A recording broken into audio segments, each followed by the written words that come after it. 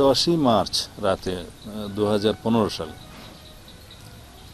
আনুমানিক 9:30 10টার দিকে হবে। আইন শৃঙ্খলা রক্ষাকারী বাহিনীর পরিচয়ে তারা সাদা পোশাকে ছিল, অস্ত্রধারী ছিল। উত্তরাতে একটা বাসায়, আমি আমার এক বন্ধুর বাসায় ছিলাম, ওখান থেকে তারা আমাকে চোখে কাপড় বেঁধে হ্যান্ডকাপ দিয়ে নিয়ে যায়। তারপরে তারা আমাকে একটা গোপন জায়গায় নিয়ে যায়। সেই জায়গাটা এটা কবরের মতো একটা কামরা আর কি। আমার মনে হয়েছিল এটা কোনো বাড়ির নিচতলা হবে। আন্ডারগ্রাউন্ড না, ঠিক নিচতলাই মনে হবে। আমার মনে হলো এটা 5 ফিট বাই 10 ফিট হবে জায়গাটা।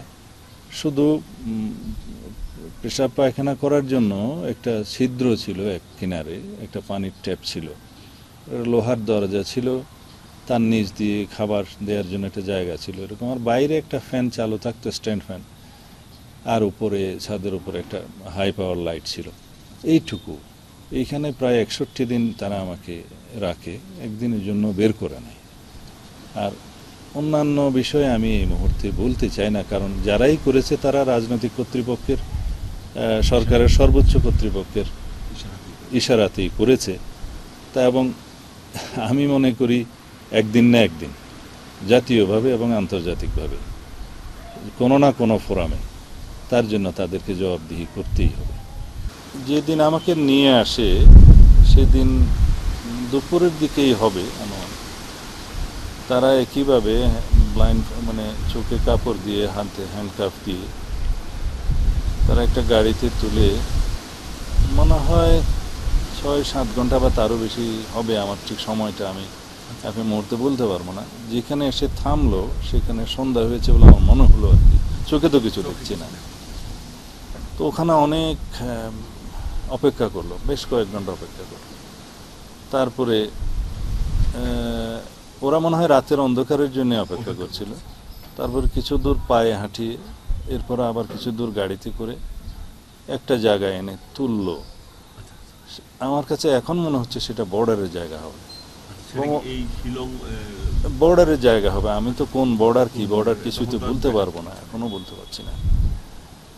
এবং ওখানেও কিছুক্ষণ অপেক্ষা করালো। ওখান থেকে তারপরে আরেকটা গাড়িতে করে সরাসরি আমাকে এখানে শিলংয়ে একটা মাঠের কাছে ফেললো। পরে আমি এটা জানতে পারলাম এটার নাম নাকি গলফ লিঙ্ক বলে এটা। তারপরে আমি এখানকার, এটা প্রত্যুষে হবে, তখনও সূর্য ওঠেনি। তো কিছু প্রাতঃভ্রমণকারী লোকজন ওখানে যাচ্ছিল, তাদেরকে আমি বললাম যে আমার একটু এখানে পুলিশকে যদি খবর দেওয়া যায়। আমি আমার পরিচয় দিলাম। তারপরে তারা পুলিশে কল করলো, পুলিশ এসে আমাকে নিয়ে গিয়ে তাদের কাস্টডিতে নিয়ে যায়। এরপরের ঘটনাগুলো তো সবই জানেন। সেই 61 দিন আপনাকে জিজ্ঞাসাবাদ করা হয়েছে কিনা, কোনো বিষয়ে জিজ্ঞাসাবাদ করা হয়েছে কিনা, খাবার দাবার ঠিক মতো দিয়েছে কিনা তারা, আপনার যে হেলথ কনসার্ন ছিল কিনা তারা? হ্যাঁ, এটা আমি বলি আপনাদের, আমাকে ওরা সবসময় আমার মেডিসিন সাপ্লাই দিয়েছে, খাবার পানি দিয়েছে ভালো, এবং খানাপিনায় 3 বেলায় তারা আমাকে দিয়েছে, যতটুকু তাদের পক্ষে হয়তো সম্ভব ছিল দিয়েছে। তা আমি এর বেশি বলতে চাই না। এখানে যে 7টা বছর আপনি কাটালেন, 8 বছর, এখন 9 বছর চলছে। 9 বছর চলছে।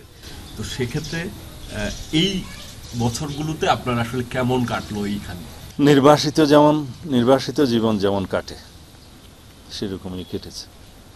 এটা কেবল আমার মতো আর যারা নির্বাসনে আছে, আত্মীয় পরিজন ছাড়া, বন্ধু বান্ধব ছাড়া, নিজের দেশ ছাড়া, তারাই কেবল বুঝতে পারবে।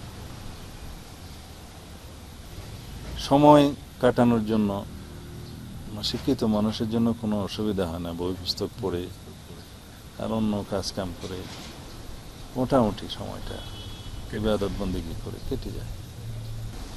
জীবনের একটা বড় সময়, মূল্যবান সময়, যেটা জনগণের জন্য দেওয়ার কথা, দেশের জন্য দেওয়ার কথা, সেই সময়টা আমি ব্যবহার করতে পারিনি। এটা আমার জন্য খুব পীড়াদায়ক, কষ্টদায়ক, নিরানন্দ, বেদনাময়। আর কি বলতে পারি।